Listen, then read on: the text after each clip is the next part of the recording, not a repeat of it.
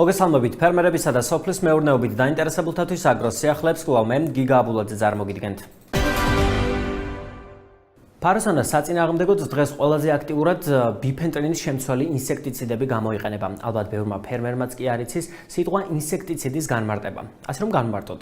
ინსექტუმ და ცაიდომ, წერი და ვკლავ. ქიმიური ნივთიერებადი შხამები მავნებელი მწერების მოსაკლავად.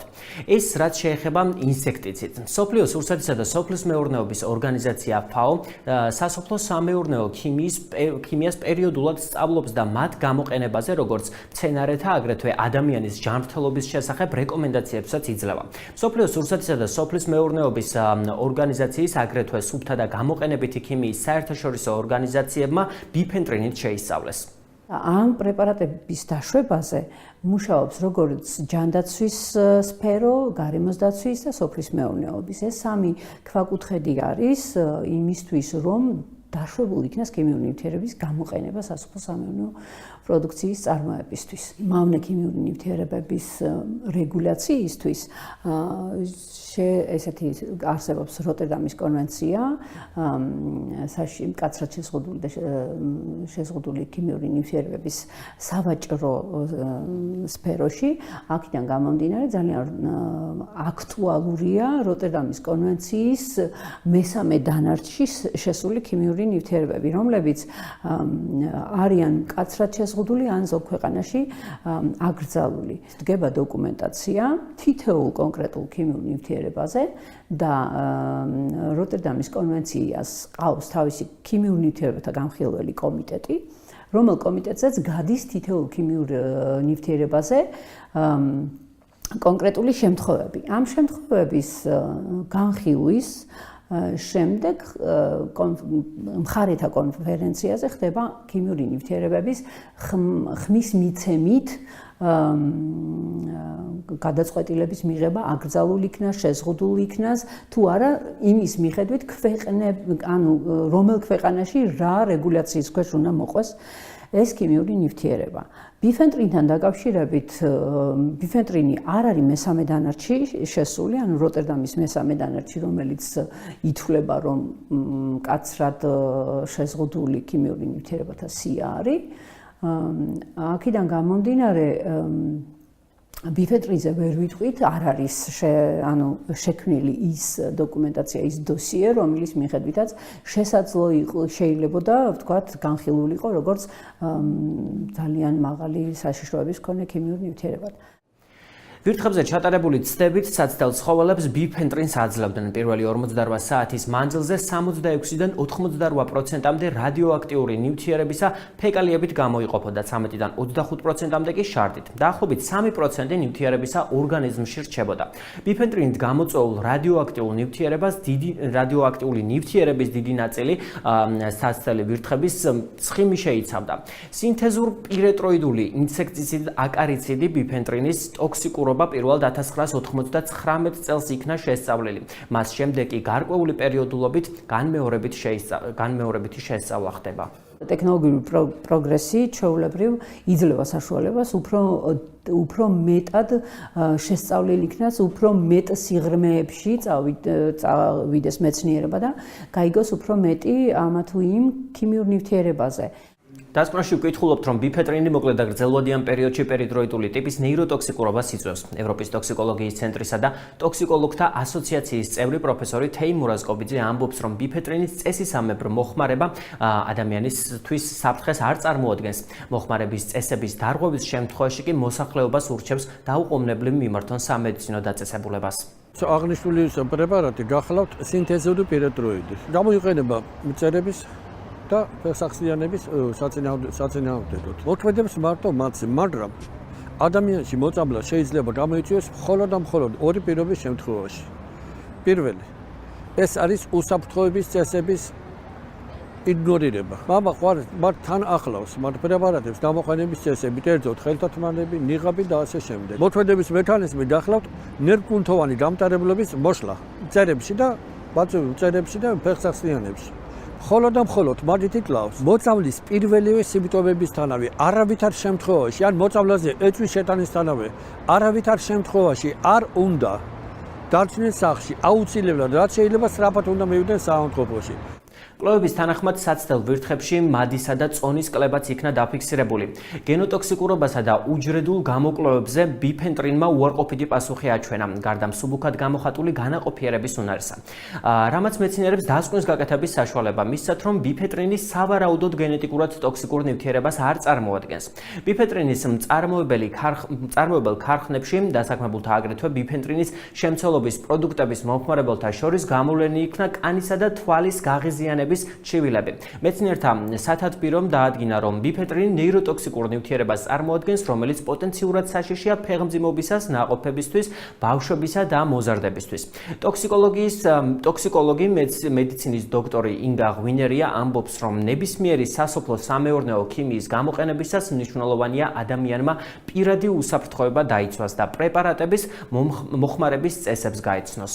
საერთოდ როგორც ცნობილია, ყველა პესტიციდი, რომელიც გამოიყენება სოფლის მეურნეობაში, ეს იქნება ფუნგიციდი, ეს იქნება ინსექტიციდი, ეს იქნება ანტიკოაგულანტი თუ სხვა, მას ახასიათებს თავისი დამახასიათებელი თვისებები ორგანიზმზე მოქმედების, ცოცხალ ორგანიზმზე. და მათ შორის არის პირეტროიდებიც. პირეტროიდები შედარებით ახალი ჯგუფია ქიმიური ნივთიერებების და აი ამას მიეკუთვნება, ამ ჯგუფს მიეკუთვნება დიფენტრინიც.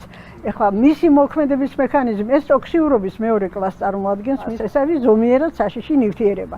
საერთოდ ყველა პესტიციდი ასე თუ იმ ასპექტში, ამა თუ იმ ხარისხში საშიშია და მათ შორის არის პირეტროიდი. პირეტროიდის მოქმედების ძირითადი მექანიზმი არის, რისთვისაც მას ვიყენებთ, სწორედ ნერვულ სისტემაზე მოქმედება.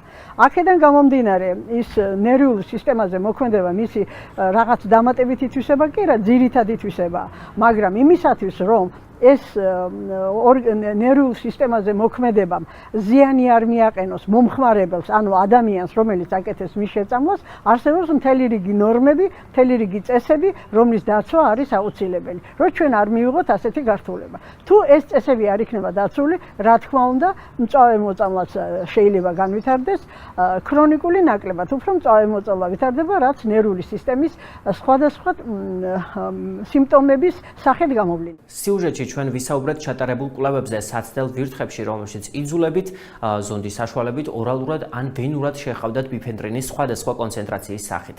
რაც შეეხება ადამიანებს, ჩვენ ბიფენტრინს სხვადასხვა კონცენტრაციით არც ვსვავთ და არც ინექციას ვიკეთებთ. შესაბამისი ნორმების დაცვით კი ის ადამიანისთვის უსაფრთხოა. ბიფენტრინის შემცველი სხვადასხვა სახის აგროქიმია მსოფლიოს მასშტაბით მცენარეთა დაცვის მიზნით გამოიყენება. მისი მოხმარება შესაბამისი კონცენტრაციისა და წესების დაცვით ნებადართულია ჯანდაცვის მსოფლიო, აგრეთვე სუფთა და გამოყენებითი ქიმიისა და სურსათისა და სოფლის მეურნეობის საერთაშორისო ორგანიზაციების მიერ. აგრო სიახლეები მაყურებლის შეკითხვებზე პასუხების გაცემას აგრძელებს. დღეს ორ მავნებელსა და დაავადებაზე ვისაუბრებთ, რომლებიც თხილისა და ატმის კულტურებში გვხვდება. აქვე გეტყვით, რომ შეკითხვების გამოგზავნა თქვენც შეგიძლიათ ჩვენი Facebook-ის ოფიციალურ გვერდზე გართული შრიფტით აგრო სიახლეები. ამ ფოტოზე გამოსახულია ატმის ბუგრი და ატმის ბუგრისგან დაზიანებული ფოთლები. სიმპტომატური სურათია, ზუსტად ასე ახასიათებს, დაჭმუჭმულია, ქვემოდან თუ შევხედავთ და გადავხსნით, დავინახავთ კარგად ბუგრებს, ხოლო ამ სურათზე რომ არის ჩანს თეთრი თითქოს წიწკლები, ეს უბრალოდ მისი კვალია, გამონაცვალი კანია, თეთრი ფერის, ისინი არის დაყრილი. აი ესეთი სურათის სიმპტომატურად ზუსტად ასე ჩანს. რაც შეეხება ბუგრების წინააღმდეგ ბრძოლას, ადრე გაზაფხულზე უნდა დაწყებულიყო წესით მოზამთრე ფაზების წინააღმდეგ მინერალური ზეთებით. ფაქტიურად ამ დროს თითქმის ერთი და იგივე პრეპარატების ხმარება არის შესაძლებელი. ეს არის ინსექტიციდები, რომელიც საკმაოდ დიდი რაოდენობით და ფართო ასორტიმენტით არის წარმოდგენილი საქართველოს ბაზარზე.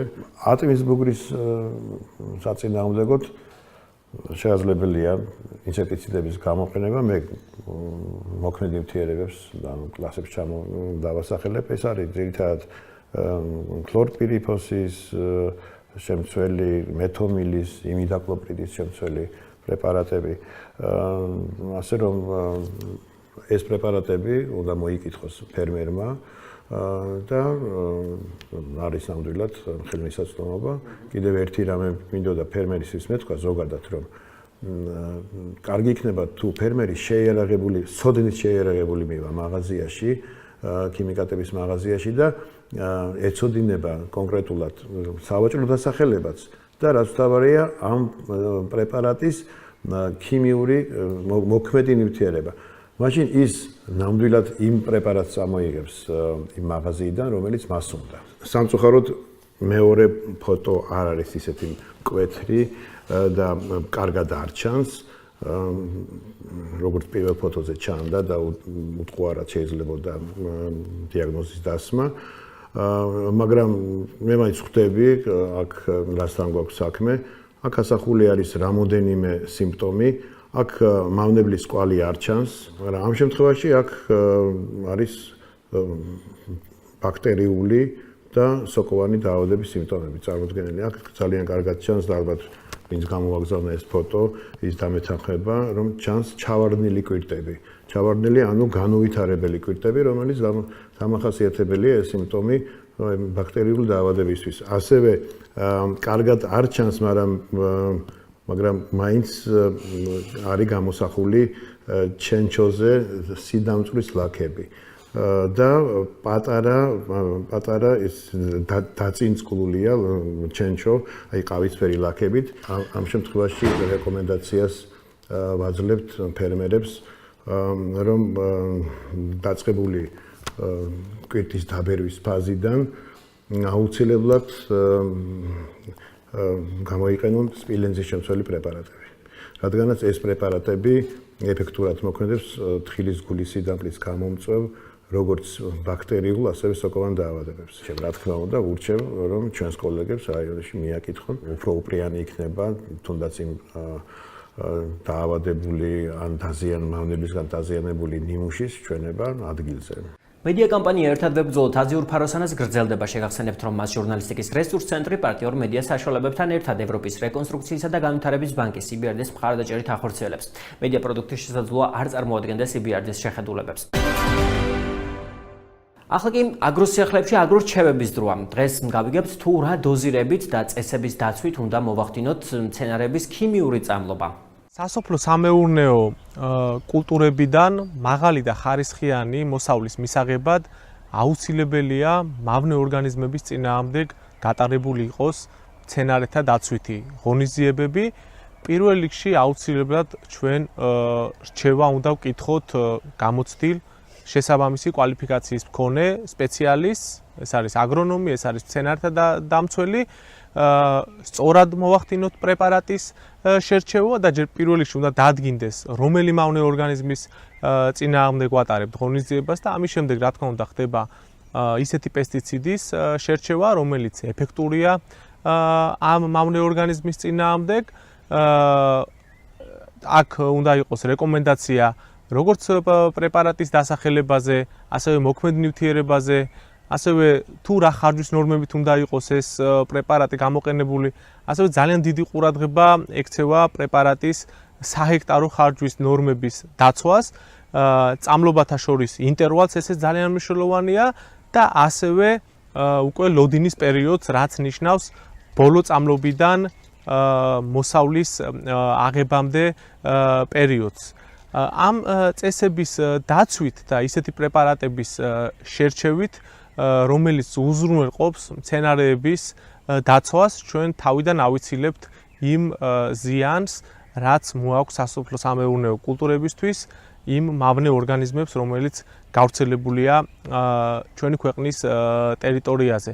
და ზოგადად ესეთი მონაცემები არსებობს გაეროს სურსათისა და სოფლის მეურნეობის ორგანიზაციის, ეს ორგანიზაცია არის FAO შემოკლებით, მათი მონაცემებით ყოველწლიურად მავნე ორგანიზმების მიერ გამოწვეული ზარალი მსოფლიოში შეადგენს მოსავლის 30-დან 40%-მდე. ამიტომ ძალიან მნიშვნელოვანია მცენარეთა დაცვითი ღონისძიებები გატარდეს სასოფლო-სამეურნეო კულტურებში. მცენარეთა დაცვის სპეციალისტის თქმით, მნიშვნელოვანია სწორად იქნას შერჩეული შესაწამლი პრეპარატის დოზები, წამლობის დრო, ტექნიკა და დაცული იყოს პირადი უსაფრთხოებაც. საქართველოში ყველაზე გავრცელებულია ზურგსაკიდი შემასხურებელი აგრეგატი, რომელსაც გამოიყენებენ ჩვენი ფერმერები ძალიან აქტიურად სხვადასხვა სასოფლო-სამეურნეო კულტურების, მავნე ორგანიზმების წინააღმდეგ, ეს არის როგორც ერთწლიანი სავარგულები, ასევე მრავალწლიანი მცენარეების საწინააღმდეგო მავნებლების წინააღმდეგ გამოიყენება და ძალიან დიდი მნიშვნელობა აქვს პრეპარატის კონცენტრაციას. აქ უნდა იყოს ისეთი ნორმა, რომელიც იმოქმედებს მავნე ორგანიზმის წინააღმდეგ და რომელიც უზრუნველყოფს მაქსიმალურ დაცვას მცენარეების ამ მავნე ორგანიზმებისაგან. მცენარეთა დაცვის დეპარტამენტის უფროსი შეწამლის დროს საჰაერო ხარჯვის მაჩვენებლებსა და პრეპარატის დოზირების სწორად განსაზღვრაზეც გვესაუბრა. ჩვენ თუ ვიცით პრეპარატის საჰექტარო ხარჯვის ნორმა, ასევე თუ ვიცით ჩვენი კონკრეტული აპარატი რამდენ ლიტრს მოიხმარს სამუშაო ნაზავს, ჩვენ ადვილად შეგვიძლია განსაზღვროთ ესეთი კონცენტრაცია. მაგალითად, აი ესეთი ტიპის აპარატები, ზურგსაკიდი აპარატები, რომელიც ჰექტარზე ხარჯავს დაახლოებით 600 ლიტრამდე წყალს, ჩვენ ახლა აქ გვაქვს პრეპარატი, რომელიც გამოიყენება აზიური ფაროსანას წინააღმდეგ და მარტივ დაანგარიშებას გავაკეთებ. მაგალითისთვის, თუ პრეპარატი საჰექტაროდ მიდის 600 გრამი 1 ჰექტარზე და აპარატი ხარჯავს 600 ლიტრ წყალს, ეს ნიშნავს, რომ 100 ლიტრ წყალში უნდა გაზავდეს 100 გრამი პესტიციდი. თუ ჩვენ შემასხურებელ აპარატს ავზის მოცულობა აქვს 10 ლიტრი, 10 ლიტრიანი ავზი აქვს, ეს ნიშნავს, რომ ჩვენ ამ 10 ლიტრიან ავზში უნდა გავხსნათ 10 გრამი ფაროსანა საწინააღმდეგო პესტიციდი.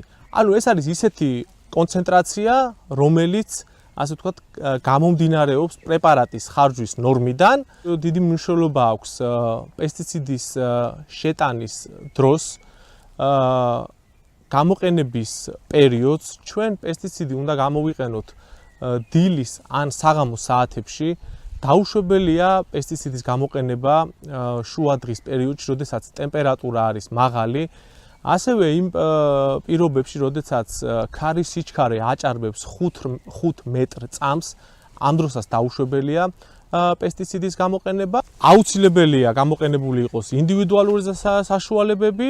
ეხლა მე როგორც ვარ წარმოდგენილი ესეთი დაცვის საშუალებები, მაგრამ თუ არ იქნება მაგალითად ხელმისაწვდომი იგივე ესეთი ტიპის კომბინიზონი, ასევე ესეთი აღჭურვილობა, როგორითაც მე ვარ წარმოდგენილი ეხლა, არის სხვადასხვა სამეურნეო მაღაზიებში ხელმისაწვდომი, იგივე ესეთი ტიპის რესპირატორი, იგივე დამცავი სათვალე, ასევე ტანსაცმელი, რომელიც უზრუნველყოფს სხეულის დაცვას მაქსიმალურად და შეიძლება გამოვიყენოთ სხვა ტიპის ტანსაცმელი, მაგრამ ეს უნდა გქონდეს აუცილებლად მხოლოდ პესტიციდების, ასე ვთქვათ, გამოყენებისთვის. მე შეგახსენებთ, რომ მედია კამპანიას ერთად ბებრძოლოთ აზიურ ფაროსანას ჟურნალისტიკის რესურს ცენტრი, პარტნიორ მედია საშუალებებთან ერთად ევროპის რეკონსტრუქციისა და განვითარების ბანკის EBRD-ის მხარდაჭერით ახორციელებს და მედია პროდუქტი შესაძლოა არ წარმოადგენდეს EBRD-ის შეხედულებებს. გაქვს იდეა როგორ უნდა დაინგრეს სტიგმა შეზღუდული შესაძლებლობების მქონე ახალგაზრდების მიმართ. მოერგე რეპორტიორის როლი, იპოვე მეწყვილე და გადაიღე 2 წუთიანი მოკლემეტრაჟიანი ფილმი. ფილმი კი გამოაგზავნა კონკურსზე, რომელსაც აწყობს გაეროს ბავშვთა ფონდის კამპანია „დაინახე ყველაფერი“. ჯილდოსა და სხვა დეტალების შესახებ ინფორმაცია იხილეთ Facebook გვერდზე „დაინახე ყველაფერი“. აგრო სიახლეებში აგრორჩევები გრძელდება. ჩვენ გასულ გადაცემაში მრავალწლიანი კულტურების ხლა ფორმირებაზე ვისაუბრეთ, დღეს კი ერთწლოვან კულტურებში ჩასატარებელ სამუშაოებზე გიამბობთ. ნებისმიერი კულტურის მოყვანისას ნიადაგის შერჩევასა და მასში საკვები ნივთიერებების განსაზღვრას ძირითადი მნიშვნელობა აქვს. სწორედ მასზეა დამოკიდებული მოსავლიანობა და მოსავლის ხარისხიც. როგორც ფრიდონ სანაია ამბობს, კულტურის გაშენებამდე ნიადაგის ანალიზის გაკეთება აუცილებელია. ერთწლოვანი კულტურების მოვლა-მოყვანისას დიდი მნიშვნელობა აქვს ნიადაგის შერჩევას, იმიტომ რომ საქართველოს ნიადაგი არის ძალიან ჭრელი, განსხვავდება როგორც დასავლეთ, ასევე აღმოსავლეთ საქართველოში, ამიტომ პირველ რიგში აუცილებელია, რომ ჩვენ გავაკეთოთ ნიადაგის ანალიზი პირველ რიგში, იმიტომ რომ საქართველოში ხდება ჩვენ მჟავე ტიპის ნიადაგები, არის ტუტე ტიპის ნიადაგები, ასევე არის ისეთი ნიადაგები, რომელიც მაღალი დიდი რაოდენობით შეიცავენ მარილიანობას და განსაკუთრებით ერთწლოვანი კულტურებისთვის და ბოსტნეული კულტურებისთვის დიდი მნიშვნელობა აქვს. თუ მარილიანობა არის მაღალი, მაშინ ბოსტნეული მოსავლიანობა ძალიან მცირდება. და ამიტომ აუცილებელია ნიადაგის ანალიზი გაკეთდეს, აგრეთვე საჭიროა იმისათვის, რომ დავადგინოთ შემცველობა იქ როგორც მაკრო, ასევე მიკრო ელემენტების, როგორც არის ფოსფორი, კალიუმი, აზოტი, რომელიც ერთ-ერთი მთავარი მნიშვნელოვანი ელემენტები არის მცენარის კვების სფეროში. ასევე მიკროელემენტები შეიძლება ამ ელემენტებს მცენარე მცირე რაოდენობით მოიხმარს, მაგრამ თუ რომელიმე მიკროელემენტი აკლია მცენარეს, მაშინ მოსავლიანობა სერიოზულად მცირდება და ასევე ხარისხიც არის გაუარესებული. მართალია ფერმერებს არ აქვს ყველას იმის საშუალება, რომ ნიადაგის ანალიზი გააკეთონ, მაგრამ ერთხელ მაინც საჭიროა პირველ რიგში, რომ გაკეთდეს ეს ნიადაგის ანალიზი და ამის შემდეგ სპეციალისტების რჩევით და რეკომენდაციით შეიძლება წარმატებულად მოვიყვანოთ ჩვენ. აგრონომი ხვნათესვისა და გადარგვის პერიოდებსა და აგროკალენდარზეც გვესაუბრა. ძირითადად ღია გრუნტში ერთწლოვანი კულტურების მოვლა-მოყვანა სხვადასხვა პერიოდებში ხდება. მარცვლოვან კულტურებში ძირითადად ხდება შემოდგომაზე თესვა, ბოსტნეული კულტურების თესვა არ ხდება როგორც შემოდგომაზე, ასევე გაზაფხულზე და ზაფხულის პერიოდში. ამიტომ უნდა გავითვალისწინოთ ჩვენ თუ წინასწარ რა კულტურას ვთესავ და რა მოყავს ჩვენ ამა თუ იმ ნაკვეთში. ფერმერებისთვის აუცილებელია რომ გაითვალისწინონ კულტურათა მონაცვლეობა და ასევე თესბრუნვა. მართალია თესბრუნვის საშუალება ყველა ფერმერს არ გააჩნია, იმიტომ რომ მცირე ნაკვეთები გააჩნია ფერმერთა დიდ რაოდენობას საქართველოში, მაგრამ აუცილებლად უნდა იყოს გათვალისწინებული კულტურა თუ როდის რა კულტურა უნდა მოვიყვანოთ. ეს იმისათვის არის საჭირო, რომ ერთი და იგივე ოჯახის მცენარეები არ შეიძლება სადღაც 3-5 წლის მანძილზე დაბრუნდეს იგივე ნაკვეთზე. ეს ახასიათებს როგორც ერთწლოვან მარცვლოვან კულტურებს, ასევე ბოსტნეულ კულტურებს. განსაკუთრებით უნდა აღვნიშნოთ, რომ ძაღლყურძენასებრთა ოჯახის მცენარეები, როგორც არის პამიდორი, წიწაკა და სხვა კულტურები არ უნდა მოვიყვანოთ ერთ და იგივე ნაკვეთზე დაახლოებით 3 წლის მანძილზე. ზოგ ლიტერატურაში წერია, რომ 5 წლის მანძილზე უკეთესია, რაც უფრო მეტი დრო გავა. ეს მიზეზი იმით არის განპირობებული, რომ ამ პერიოდის მანძილზე, როცა ჩვენ მოვიყვანთ ერთ და იგივე კულტურას მონოკულტურად ერთ და იგივე ნაკვეთში, მაშინ აქ ბრალდება იქ დაავადებები, ასევე მავნებლები ვრცელდება და უკვე ძნელი არის გამკლავება იმ მავნებლების და დაავადებების მიმართ, რომელიც შეიძლება გაუჩნდეს ამა თუ მცენარეს. როგორ უნდა მოვიქცეთ, როცა მოვიყვანეთ ჩვენ ძაღლყურძენასებრთა ოჯახის წარმომადგენელი რომელიმე კულტურა, მაგალითად პამიდორი, მომავალ წელს უნდა დავრგოთ იმ ნაკვეთზე ან კიტრი, რომელიც არის გოგრისებრთა ოჯახის წარმომადგენელი, ან შეიძლება ერთწლოვანი მარცვლოვანი კულტურები ჩავანაცვლოთ, ან შეიძლება პარკოსანი კულტურები, როგორც არის ლობიო, სოია და სხვა კულტურები ჩავანაცვლოთ ამ ნაკვეთზე და ისე გავაკეთოთ, რომ ფაქტიურად მონაცვლეობა გავაკეთოთ ამ კულტურების.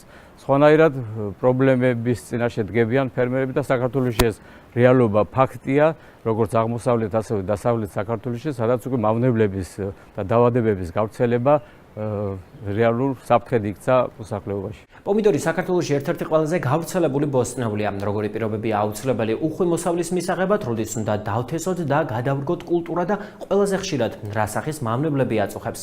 ნახეთ აგრორჩევების სპეციალისტისგან. პომიდორი ეს არის ერთ-ერთი პოპულარული კულტურა, როგორც სოფლიოში, ასევე საქართველოში.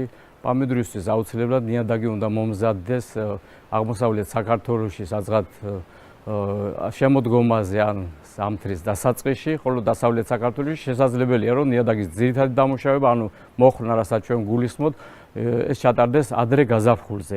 ეს დამოკიდებულია იმ კლიმატურ პირობებზე, თუ როგორ კლიმატური პირობები იქნება ამა თუ იმ რეგიონში. თუ ხშირი წვიმები იქნება ამა თუ იმ რეგიონში, მაშინ შეიძლება რომ ეს მოხნის პერიოდი ცოტა დავაგვიანოთ. ეს მიღებულია, ეს დამოკიდებულია იმაზე, თუ რამდენად ნიადაგი დამწიფდება ამ წვიმებისა და სხვადასხვა კლიმატური პირობების შედეგად და რაც უფრო ადრე დავამუშავებთ აღმოსავლეთ საქართველოში ნიადაგს, იმის გამო რომ აღმოსავლეთ საქართველოს საერთოდ ნალექების სიმცირით გამოირჩევა, უკეთესია ბოსტნეული კულტურებისათვის, რადგან ის იწვევს ამ ნიადაგი იწვევს ტენის საკმაო რაოდენობას და ეს სასურველი და საჭიროებას წარმოადგენს იმისათვის, რომ პამიდურის კულტურა განვითარდეს. ძირითადად აღმოსავლეთ საქართველოში თესვა პამიდურის კულტურის უნდა მოხდეს სადღაც მარტის თვეში დაახლოებით, რომ პამიდურის კულტურას დათესვიდან გადარგვამდე ჭირდება სადღაც 40-45 დღე. ეს არის ის რაოდენობა დღეების, რომელიც საკმარისია იმისათვის, რომ პამიდურის კულტურა გადავრგოთ უკვე ღია გრუნტში. დღესდღეობით, როგორც სოფლიოში, ასევე საქართველოში ააპრობირებული და ესე იგი, კარგი მეთოდი არის პამიდურის თესვა კასეტებში, ანუ სუბსტრატიან კასეტებში. პამიდორი აღმოსავლეთ საქართველოში გადაირგვება სადღაც აპრილის ბოლოს, მაისის დასაწყისში და დასავლეთ საქართველოში შეიძლება უფრო ადრე გადავრგოთ, სადღაც აპრილის ბოლო პერიოდებში. ეს დამოკიდებულია იმ კლიმატურ პირობებზე, რა პირობებიც შეიძლება იყოს ამა თუ იმ წელს ჩვენს ქვეყანაში. პამიდურის კულტურისათვის აუცილებელია, რომ დავიცვათ ის დაშორებები, როგორც მწკრივთა შორის, ასევე მცენარეებთა შორის დაშორება, რაც ეს არის კვების არეთ არის მოხსენებული საერთოდ. კვების არე შეიძლება იყოს მწკრივთა შორის დაშორება შეიძლება იყოს 90 სანტიმეტრი, მეტრო, მეტრო 20, ეს გააჩნია იმ ჯიშს თუ ჰიბრიდს თუ რა ინტენსივობით ზრდის უნარი გააჩნია ამა თუ იმ მცენარეს.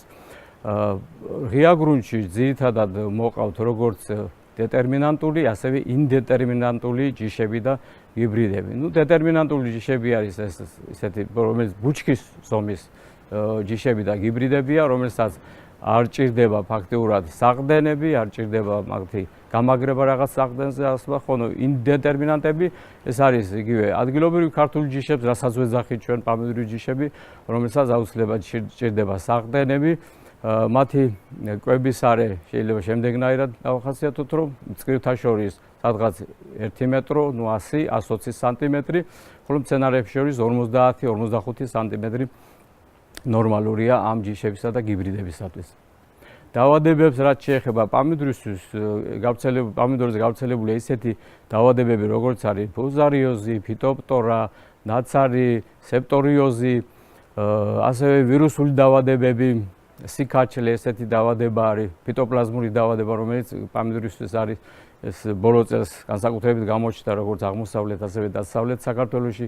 მავნებლებიდან აღსანიშნავია პამიდურის მენაღმე ჩრჩილი, არის აგრეთვე თვითონ თათეთრა, არის ტკიპები, აბლაბუდიანი ტკიპა, არის ასევე თრიფსები, ასევე ფესვის ნემატოდები, რომელიც ფაქტიურად საქართველოში ხდება ეს მავნებლები და ამის წინააღმდეგ არსებობს ბრძოლის ინტეგრირებული მეთოდი, ანუ მცენარეთა დაცვის ინტეგრირებული მეთოდები, სადაც გამოყენებულია როგორც ქიმიური პრეპარატები, ასევე გამოიყენება ბიოლოგიური პრეპარატები იმისათვის, რომ შედეგს მივაღწიოთ. მარტო ქიმიური წამლობებით ჩვენ ვერ ვღებულობთ შესაბამის შედეგს, ამით იზრდება მცენარის თვითონ პროდუქციის თვითღირებულება და ამიტომ აუცილებლად ჩართული უნდა იყოს ის კომპლექსური ინტეგრირებული მეთოდები, რომელიც დღესდღეობით გამოიყენება პამიდურის კულტურის მოვლა-მოყვანის დროს. პომიდორთან ერთად საქართველოში ისევე როგორც მსოფლიოში კიტრის კულტურა საკმაოდ გავრცელებულია. სწორედ აღნიშნულ ბოსტნეულს ეხება აგრორჩევების შემდეგი ნაწილი. კიტრის კულტურაც ფართოდ არის გავრცელებული როგორც მსოფლიოში, ასევე საქართველოში. ოდითგანვე ქართველ გლეხს მოყავდა ეს კულტურა. ეს არის ძალიან საინტერესო დიეტური და დიაბეტური კულტურა, რომელსაც დიდი მნიშვნელობა აქვს თვითონ მოსახლეობა დიდი რაოდენობით მოიხმარს ამ კულტურას. თვითონ კიტრი შედარებით პამიდორთან შედარებით უფრო ფაქიზი და მზნობიარი კულტურაა. სითბოს მოყვარულია, მაგრამ პამიდორთან შედარებით სადღაც თითქმის 100%-ით ნაკლები სინათლის ხანძრიობა ჭირდება, ინტენსივობა კიტრის კულტურას. და კიტრის კულტურისთვის ნიადაგის დამუშავება ასევე ჩვენ აღმოსავლეთ საქართველოში უკვე ადრე შემოდგომაზე ვიწყებთ ნიადაგის მოხვნას, კიტრის კულტურას და სუსტი ფესტვა სისტემა გააჩნია და ამიტომ აუცილებელია რომ ღრმად მოიხვნას ნიადაგი სადღაც 25-35 სანტიმეტრის სიღრმეზე დაახლოებით აღმოსავლეთ საქართველოში. დასავლეთ საქართველოში ადრე გაზაფხულზე მოხვნა არის საკმარისი დაახლოებით 25 სანტიმეტრის სიღრმეზე. კიტრის კულტურა პამიდორთან შედარებით უფრო გვიან ითესება და გვიან ირგვება, იმიტომ რომ ფაქტურად ის შედარებით მგრძნობიარე არის დაბალი ტემპერატურის მიმართ, დაახლოებით 12 გრადუსი ტემპერატურა კიტრისთვის არის არაოპტიმალური ტემპერატურა, ხოლო მისი ოპტიმალური ტემპერატურას დაგანვითარებისთვის სადღაც არის 22 გრადუსი პლუს-მინუს 7 გრადუსი. კიტრის კულტურის თესვას დაახლოებით აპრილის ნახევრისთვის ვიწყებთ ჩვენ აღმოსავლეთ საქართველოში, დასავლეთ საქართველოში აპრილის დასაწყისშიც ფაქტურად არის პრაქტიკა, რომ დაისთესოს როგორც კასეტებში, ასევე კვალსათბურებში და გადარგვა ფაქტურად აღმოსავლეთ საქართველოში შეიძლება გადაირგვოს იმ დროს, როცა უკვე ტემპერატურა 12 გრადუსზე ზევით მიაღწევს. ნუ სავარაუდოდ ეს ტემპერატურა არის სადღაც მაისის დასაწყისი, მაისის შუა რიცხვებიდან. ხოლო დასავლეთ საქართველოში უკვე აპრილისთვის მესამე დეკადაში თავისუფლად შეიძლება გადაირგვოს ღია გრუნტში კიტრის კულტურა. კიტრის კულტურაში არის სხვადასხვა ჯიშები და ჰიბრიდები, რომელთაც გააჩნია კვების სხვადასხვა არეები. დაახლოებით 1 კვადრატულ მეტრზე ვიანგარიშოთ დახურულ გრუნტში არის სადღაც 3-3.5 მცენარე, მაგრამ ღია გრუნტში კიტრი დაშორება თვითონ მწკრივებს შორის არის სადღაც 1.5 მეტრო, ხოლო მცენარებს შორის დაშორება არის ძალიან ცვალებადი, შეიძლება იყოს 35, 40, 50 სანტიმეტრი თვითონ მწკრივში მცენარებს შორის. ეს გააჩნია იმ ჯიშის დამახასიათებელი ზრდის ინტენსივობაზე, ვეგეტაციის პერიოდზე, რომელიც ამ თუ ჯიშისთვის თუ ჰიბრიდისთვის არის დამახასიათებელი. კიტში არის გავრცელებული ერთ-ერთი ფართო ესეთი დაავადება, როგორც არის ჭრაქი, აცარი, ასკოხიტოზი, ფესვების სიდამპლეები, ფუზარიოზული ჭკნობა, ვირუსული დაავადებები და მავნებლებიდან აღსანიშნავი არის ძირითადად თათეთრა, არის ასევე ტრიფსები, აქაც არის ტყიპები ხდება ჩვენ ამ კულტურაზე და აქაც აუცილებელია რომ ჩაერთოს როგორც ქიმიური, ასევე ბიოლოგიური საშუალებების გამოყენება იმისათვის, რომ თავიდან დავიცვათ ეს დაავადებები და მავნებლებები, რაც ამ კულტურისთვის არის დამახასიათებელი. მოსავლიანობა არის ძალიან დიდი ამ კულტურის, სადღაც 50 ტონიდან შეიძლება 300-400 ტონამდე მივიდეს მოსავლიანობა ამ კულტურის. გააჩნია თუ სად მოყავს ღია გრუნტში, დახურულ გრუნტში, თუ რა პირობებში იმის და მიხედვით. იმისთვის რომ ხარისხიანი და უხვი მოსავალი მივიღოთ, ნიადაგის შემოწმების, თესვის, გადარგვისა და წამლობის გარდა კულტურათა გაუმჯობესებასაც გადამწყვეტი მნიშვნელობა აქვს. კულტურათა გაუმჯობესება, არის შემდეგ მიმართულებით შეიძლება წარიმართოს. ყველა ფერმერისთვის ეს არ არის ხელმისაწვდომი, იმიტომ რომ ამათ ცოდნა და გამოცდილება გჭირდება. რომ ჩვენ ისტორიის მანძილზე გლეხობა ფაქტურად აუმჯობესებდა ხალხური სელექციით, გამოყავდათ, აუმჯობესებდა ამა თუ იმ ჯიშს და დღევანდელამდე არის შენარჩუნებული რაღაც ჯიშები და დღეს ჩვენ სამეცნიერო კვლევის ცენტრი სწორედ მუშაობთ ჩვენი პრობლემატიკის ერთ-ერთი მთავარი თემა ის არის ადგილობრივი ჯიშების აღდგენა, გაუმჯობესება, იგივე ქართული კიტრის ჯიშები, როგორც არის გილანური, არის ასევე მუხრანულა კიტრი, პამიდრის ჯიში, როგორც არის ჭოპორტულა, რომელზეც მუშაობთ, რათა აღდგეს და გაუმჯობესდეს და მომავალში საქართველოში მიიღოს ფერმერებმა ამ ჯიშის საწყისი სათესლე მასალა.